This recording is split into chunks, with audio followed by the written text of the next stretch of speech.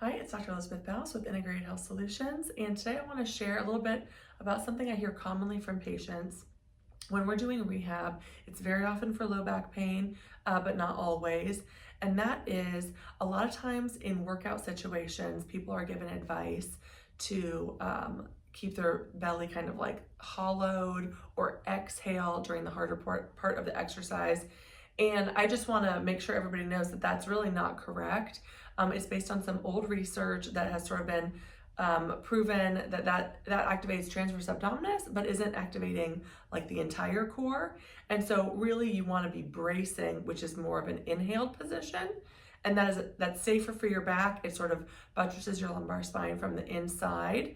And so, for example, in an exercise like the bird dog, for example, you would want to keep your back totally still and in a neutral position. So, like a table, like a yoga table, very still and straight.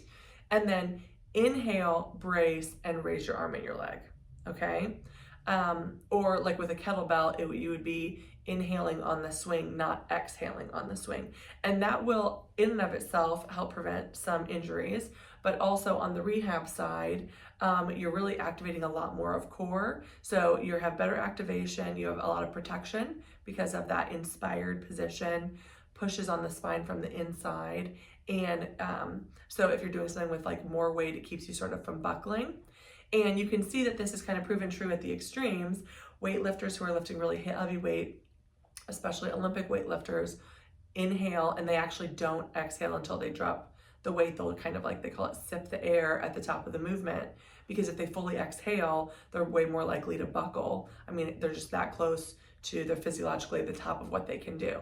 So apply that to everything, whether you're taking a Pilates class, yoga, any kind of workouts that you're doing. It's really important to integrate your breath work with the movements that you're doing to protect yourself. And also you'll get better activation when it'll make your core a little bit more solid. So hopefully this helps. It's just something I commonly see, and you can apply it to all kinds of pain, but very commonly, if somebody isn't doing that correctly, then they're in my office with low back pain.